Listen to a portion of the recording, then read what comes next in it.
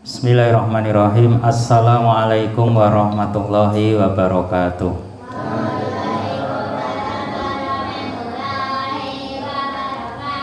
Alhamdulillahirabbil alamin.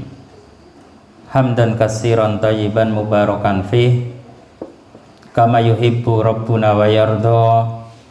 Wa asyhadu an la ilaha illallah wahdahu la syarikalah wa asyhadu anna Muhammadan abduhu wa rasuluh. Ya ayyuhalladzina amanu taqullaha haqqa tuqatih wa la tamutunna illa wa antum muslimun. Ya ayyuhan nasu taqu rabbakumul ladzi khalaqakum min nafsin wahidah wa khalaqa minha zawjaha wa bassa minhuma rijalan katsiran wa nisaa'a wattaqullaha alladzi tasaaluna bihi wal arham innallaha kana 'alaikum raqiba. Para bapak, para ibu, mas mbak, adik-adik jamaah salat maghrib rahimani wa rahimakumullah. Sami sehat nggih bapak ibu? Alhamdulillah. Adem napa mboten? Berarti sehat nggih. Nek kepanasan malah mboten sehat. Monggo kita sami ngada-ngadakan syukur kita sami dumateng Allah. Salah setunggalipun bentuk syukur kita sami, alhamdulillah kita sami saged ngginakaken wekdal bibar maghrib punika kagem tadarus Al-Qur'an, ugi kagem kita sami sinau pesolatan saking tuntunan sifat salat Nabi sallallahu alaihi wasallam. Lalu punika kita sami badhe membahas bab sujud, membahas bab sujud. Kana sallallahu alaihi wasallam yukabbiru yahwi sajidan. Bilih Nabi Muhammad sallallahu alaihi wasallam punika bertakbir nalikanipun mandhap badhe nindakaken sujud. Terus takbir liyen Allahu Akbar. Terus Rasulullah sallallahu alaihi wasallam punika bersujud. Rasulullah sallallahu alaihi wasallam wonten salah setunggalipun riwayat dipun ngendikaaken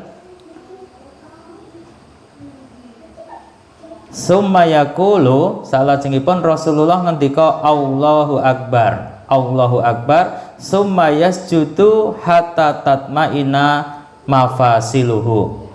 Rasulullah sallallahu alaihi wasallam maos takbir Allahu Akbar, salajengipun Rasulullah sallallahu alaihi wasallam sujud ngantos ruas tulang belakangipun kembali mapan. Dados sujud punika ndadosaken ruas tulang belakang punika mapan rata nggih wonten tempatipun nggih. Dados mboten terlalu nelungkup nggih, mboten terlalu napa? Terlalu panjang nggih. Dados punggung punika sujud dalam keadaan rata, mboten terlalu membungkuk nggih. Lan anggota sujud punika sujud kanthi sempurna riyen cobi dipun sebataken 7 anggota sujud sepisan wajah utawi rai. Para sahabat ngendikaken ingkang dipun maksud rai punika kalebet hidung. Dados sing sujud mboten namung kening utawi bathuk niki nggih, ning kening, bathuk kalian hidung niki bersujud dipun sebut wajah. Nomor kalih 2 telapak tangan. Nomor 3 2 lutut. Nomor sekawan jari-jari kaki. Dados sing double punika wonten 3, dadosipun 6 dipun tambah setunggal wajah. Lah permasalahanipun kadang tiyang ngendikaaken nek misale astane punika sujud napa bathuke punika sujud kelambaran mukena, kelambaran sajadah, kelambaran sanesipun sah napa mboten sah? Sebabipun napa?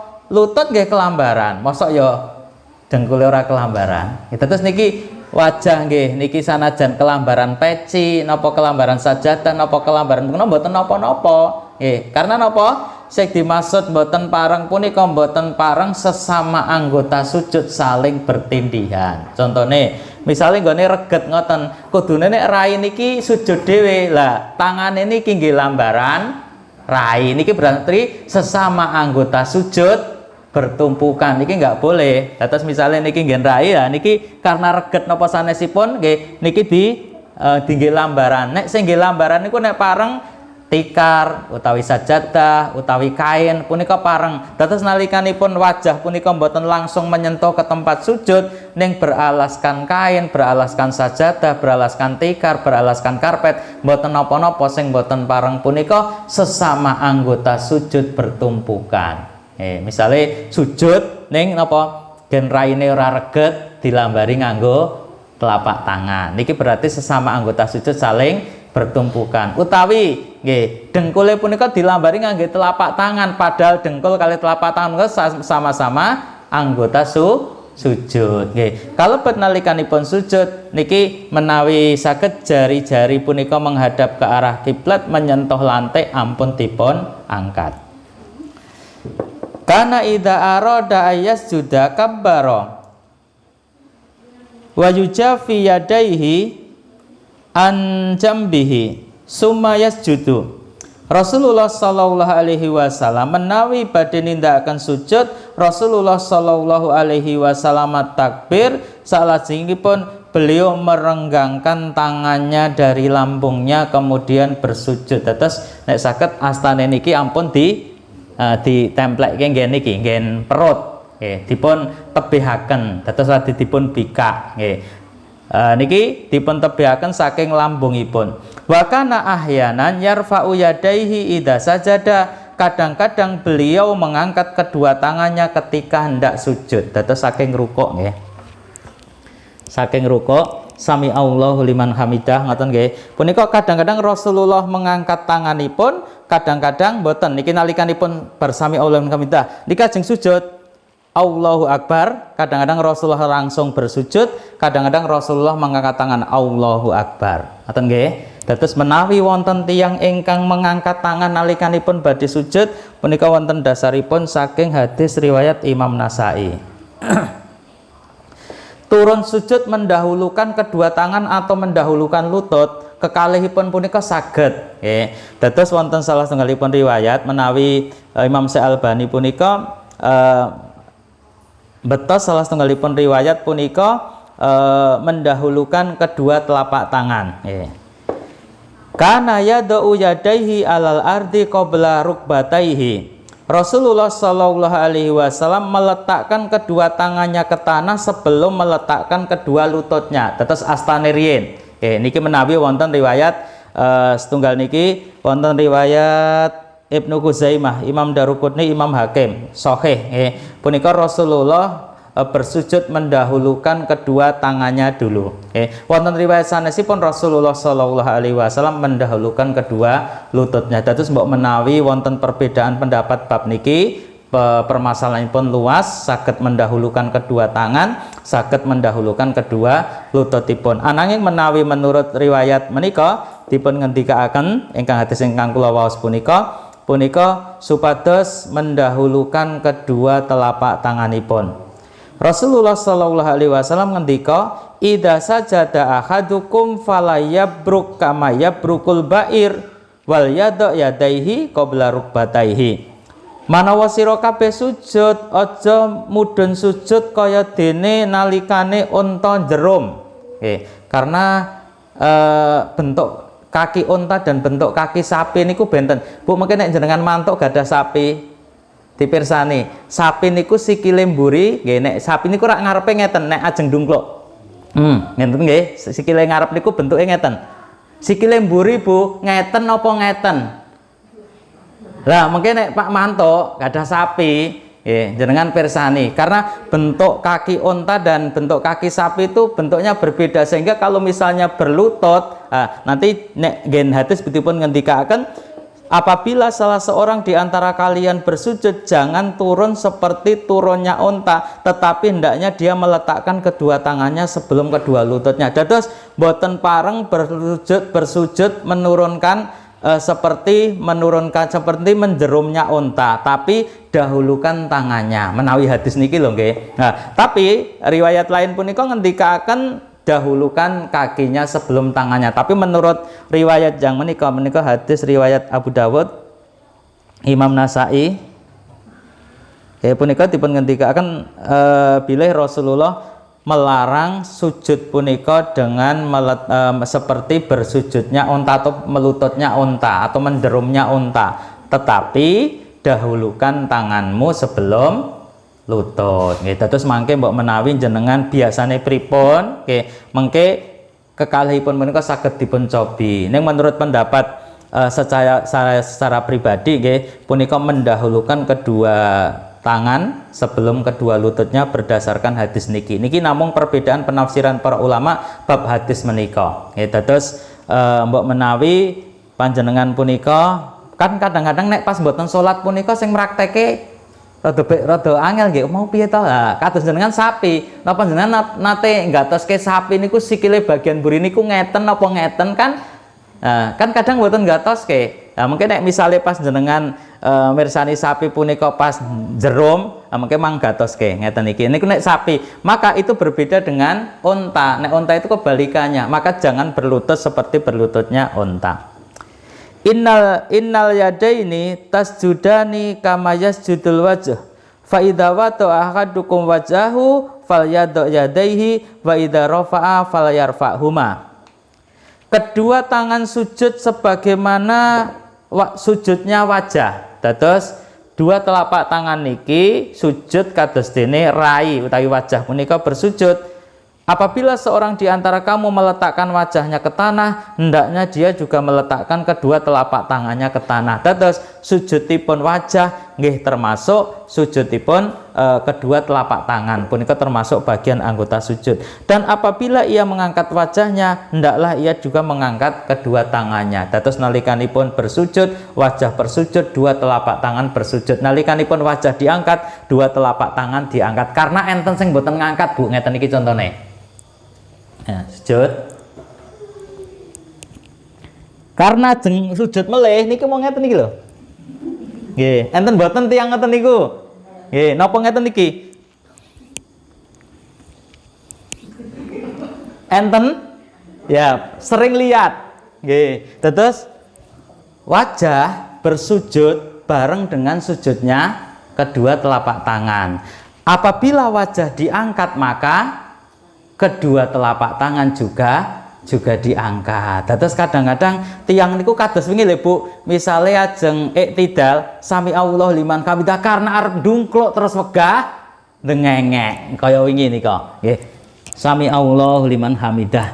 Nah, terus kudune kan tegak lurus rin. Iki naminipun tumak ninah. Tumak ninah nika anggota ruas-ruas anggota tubuh menika kembali pada tempatnya nembe Robbana walakal hamdu. Kados kala wau sujud nggih ngoten. Sujudipun wajah kali sujudipun telapak tangan punika sareng. Menawi wajah diangkat telapak tangan nggih kedah diangkat. Mengke suatu saat nek jenengan mirsani tiyang salat di tempat yang luas nika dengan mangmirsani Bu. Nek jenengan pas mboten salat lho. Enten sing salat sunah niku kadang-kadang ngeten. Nah, ketika wajah sujud, telapak tangan sujud. Ketika wajah diangkat, telapak tangan diangkat.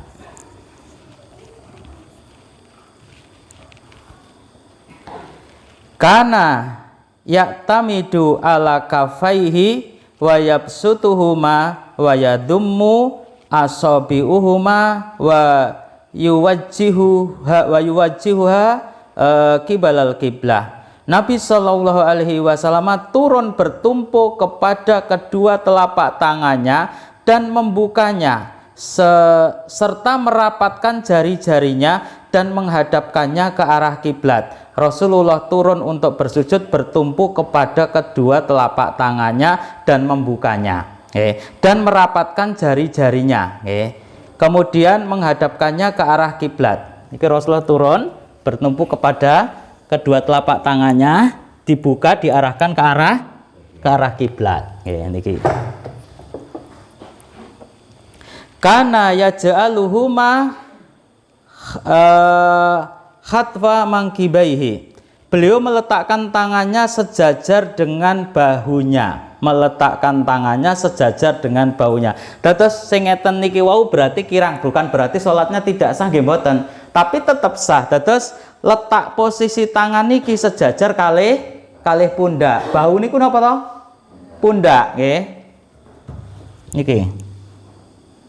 Nek misale kadang-kadang mboten gatoske, mengke dicobirien. Nah, niki letak telapak tangan niki sejajar dengan pundak. Menghadap ke arah kiblat. Nah, karena enten tiyang niku naruhe mau ngeten niki, pas salat dhewe, nggih, terus akhirnya ngeten niki, naruhe sejajar dengan lutut. Napa melih niki mboten diangkat. Nah, terus sujud, kedua telapak tangan bersujud, wajah bersujud, wajah diangkat, kedua telapak tangan diangkat.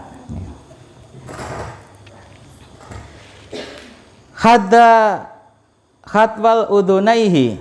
Kadang-kadang Rasulullah meletakkan tangannya sejajar dengan telinganya. Boleh sejajar dengan pundaknya, boleh sejajar dengan telinganya.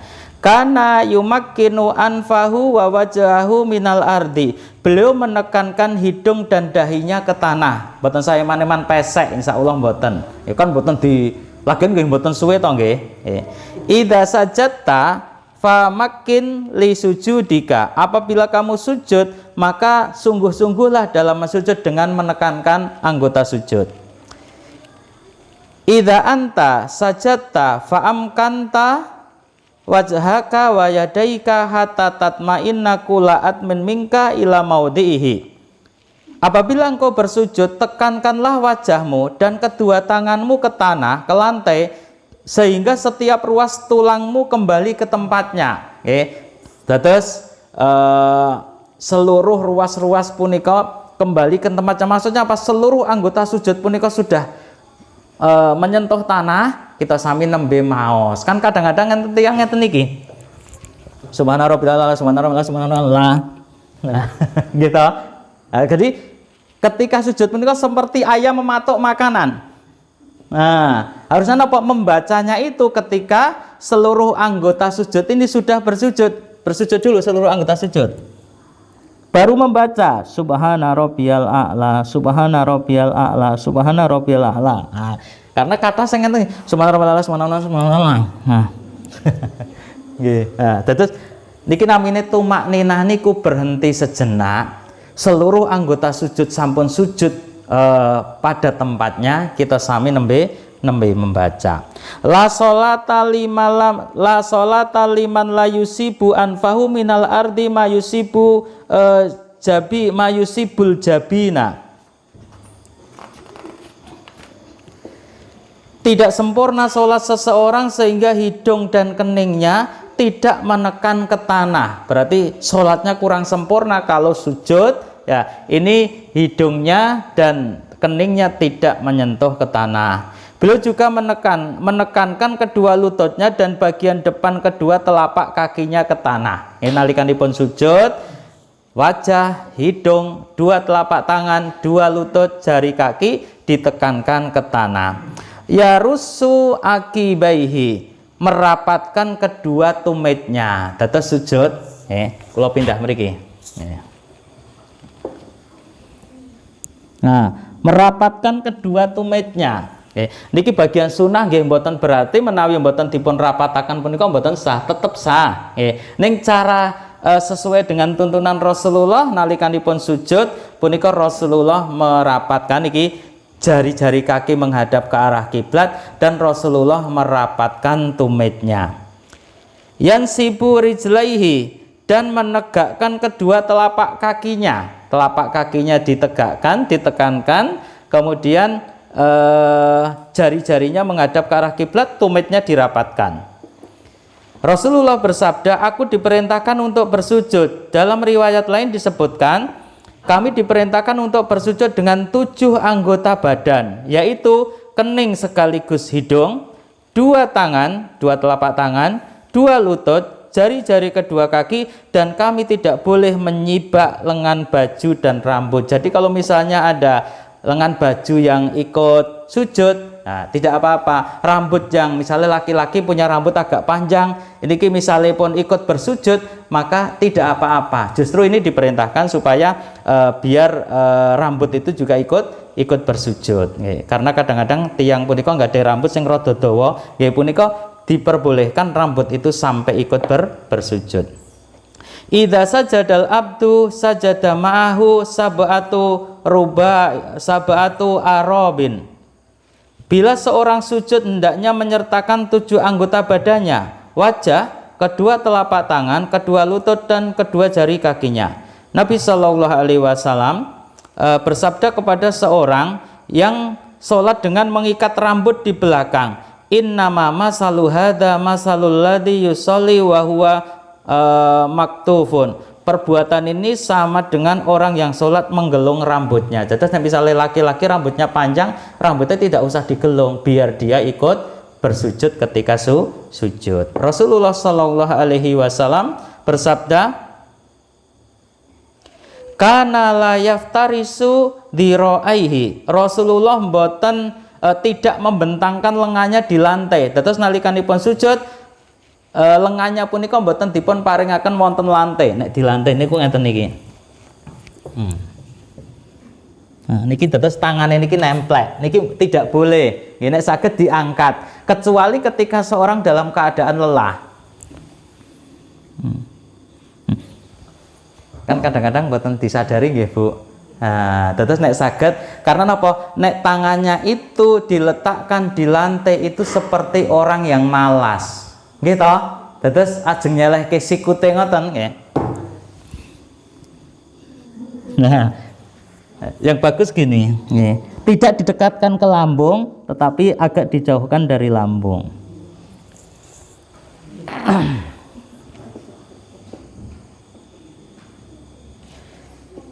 Beliau mengangkat kedua lengannya dari tanah dan menjauhkan dari lambungnya sampai warna putih ketiak beliau terlihat oleh orang yang di belakangnya. Rasul memakai baju tidak panjang, memakai baju lengan pendek, sehingga ketika Rasulullah sholat mengangkat gini, itu ketiaknya kelihatan dari belakang, dari orang yang melihatnya dari belakang. Ya, ini menunjukkan tangannya Rasulullah ini tidak dirapatkan ke perut. Hatta lau ana bahimatan arodat antamurro tahta yadaihi marot. Bahkan sekiranya anak kambing kecil lewat di sela-sela ketiak beliau, niscaya dia dapat melewatinya. Maksudnya pun apa? Lah niki nek cara wong Arab niku biasanya pun ngangge ukuran sesuatu. Ono cempe lewat. Niku nek lewat niku saged brobos ngen. Niki ngen ngisor kelek. Maksudnya pun apa? Jarak antara niki sikut kalian niki napa lambung itu tidak didekatkan gini, tidak ditempelkan, dibuka. Nah, niki sebagai sebuah ibarat. Dados menawi tiyang sakdene nggih mboten enten wedhus lewat mriki, tapi maksudnya nggih ukuran bilih menawi sikut punika mboten kepareng dipun pepetaken wonten ing lambung.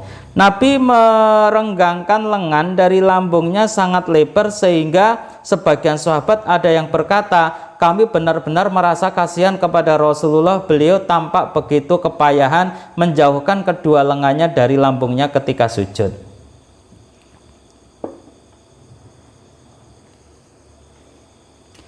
Sujudlah kamu dengan lurus dan janganlah seorang di antara kamu membentangkan kedua lengannya di lantai seperti anjing membentangkan kedua kaki depannya. Nek nika segawon. Tapi ya rasa dibasake nggih. Nika biasanya sing bagian ngarep nika rak ngeten niki nggih. Nggih, dasar ngeten niki nggih. Nah, kita nek salat tidak boleh semacam itu. Nah, karena apa? Cara sujud semacam itu adalah seperti anjing yang sedang meletakkan tangan atau kaki depannya ketika dia sedang beristirahat. Terus nek saged nggih, intine tangan jangan sampai diletakkan di lantai. Pokoknya ampun ngeten niki. Nah, napa melih ngeten niki nggih. Nggih. Terus niki sifat binatang yang ketika sholat itu kita dilarang menyerupainya. La yaftarisu ahadukum dhiroaihi iftirasal kalbi. Janganlah seorang di antara kamu membentangkan kedua lengannya di lantai seperti anjing membentangkan kedua kaki depannya.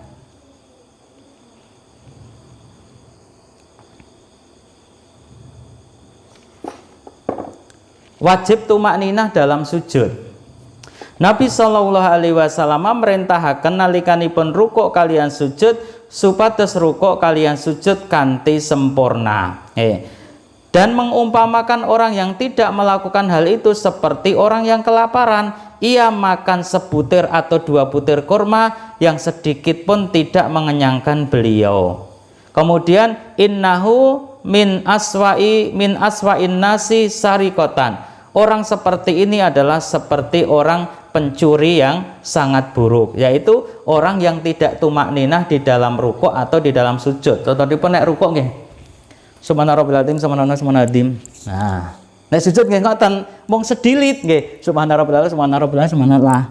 Nah, nggih. Terus dia tidak menikmati sujudnya dengan tumak ninah, dan tumak ninah itu bagian daripada rukun. Maka orang yang meninggalkan tumak ninah berarti sholatnya tidak sempurna. Doa-doa sujud. Hadis riwayat Imam Ahmad, Imam Abu Dawud, Ibnu Majah, Daruqutni.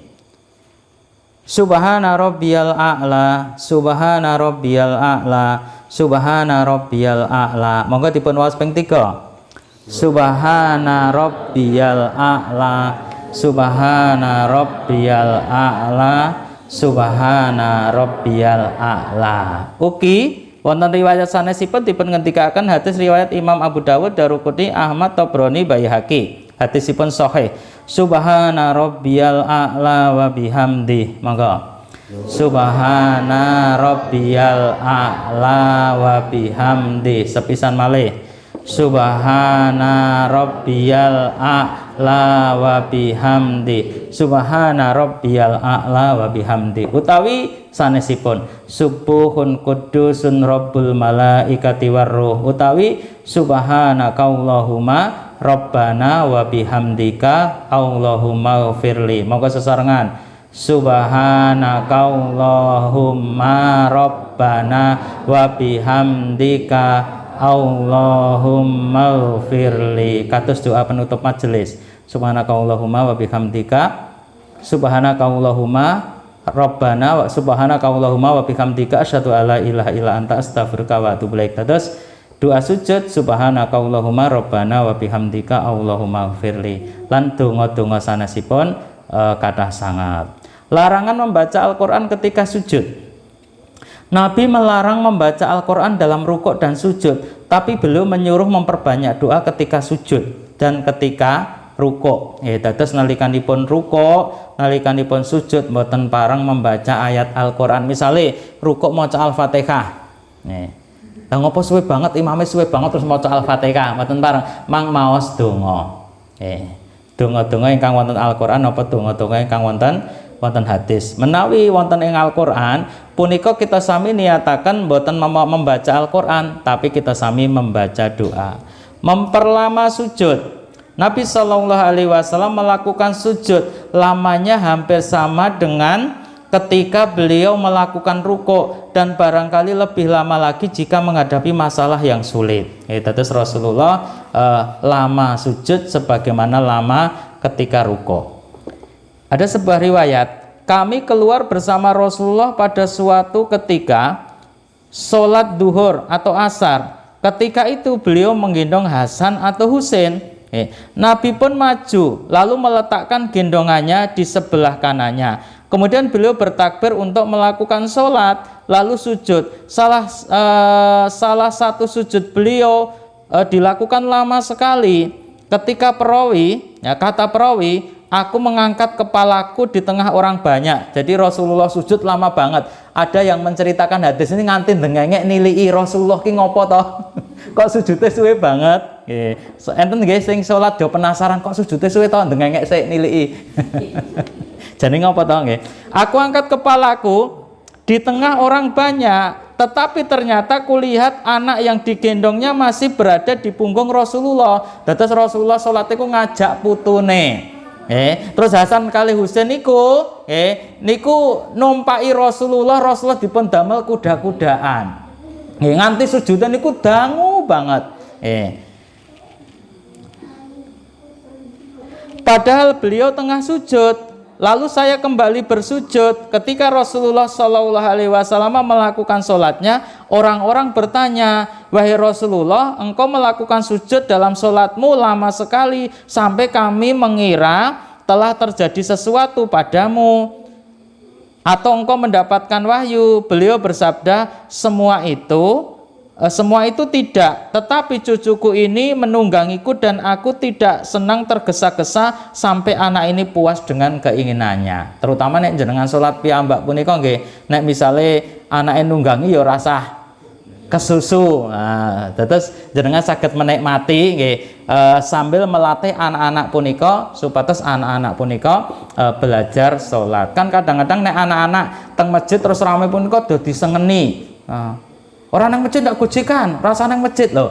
Daripada mboten teng masjid, nek misalnya gojek teng masjid masih mending daripada mboten purun teng masjid. Ya, engko ya gojekane ya ning omah. Memang sifat anak mekaten, tetapi tetap ndadosaken putra-putri kita sami punika tindak teng masjid sebagai pembelajaran nindakaken salat. Keutamaan sujud. Mamin ummati min ahadin ila wa ana a'rifu yaumal qiyamah.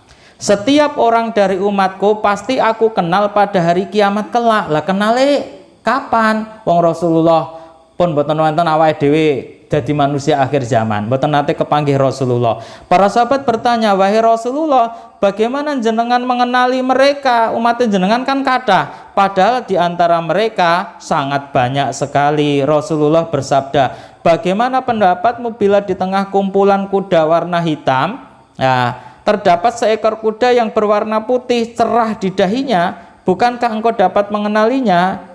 Jawab para sahabat, iya. Rasulullah bersabda, sesungguhnya pada hari kiamat umatku memancarkan cahaya putih di keningnya bekas sujud dan cahaya putih di wajah, tangan dan kakinya karena bekas wudhu. Terus tiang ingkang biasa berwudhu bersujud mangke badhe dipun kenali dening Rasulullah Shallallahu Alaihi Wasallam pada hari kiamat. Terus ciri umatipun Rasulullah memancarkan cahaya dari wajah, dari lengan dan dari seluruh anggota sujudnya. Bangkit dari sujud. Karena Sallallahu Alaihi Wasallam yarfa'u ra'sahu minas sujudi mukabbiron. Nabi Sallallahu Alaihi Wasallam punika bangkit dari sujudnya seraya bertakbir, Allahu Akbar. Beliau terkadang mengangkat kedua tangannya bersamaan dengan ucapan takbir. Kadang Rasulullah mengangkat kedua tanganipun bersamaan kalian mengucapkan takbir. Kemudian beliau membentangkan kaki kirinya.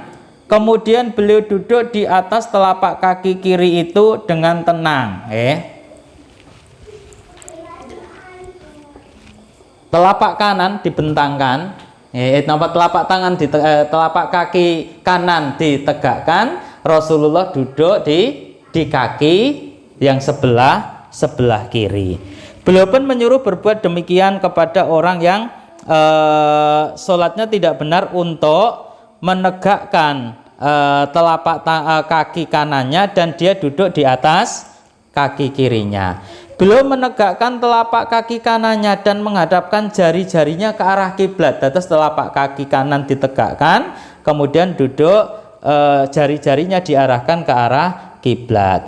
Nabi terkadang duduk iq'a, yaitu duduk dengan menegakkan kedua telapak kaki dan tumit dua-duanya. Terus boleh duduk di antara dua sujud, ngeten niki. Khusus duduk di antara dua sujud, menegakkan dua telapak kaki dan duduk di atas tumitnya. Niki khusus untuk duduk di antara dua sujud. Terus ingkang dipun tindakaken Rasul dua keadaan. Duduk di kaki kiri, kaki kanan ditegakkan, telapak kanan ditegakkan, utawi ditegakkan dua-duanya boleh. Ini khusus duduk di antara dua sujud karena ini tidak lama. Ini dua-duanya pernah dikerjakan Rasulullah. Ini pembahasan pun cekap riyen dugi sujud.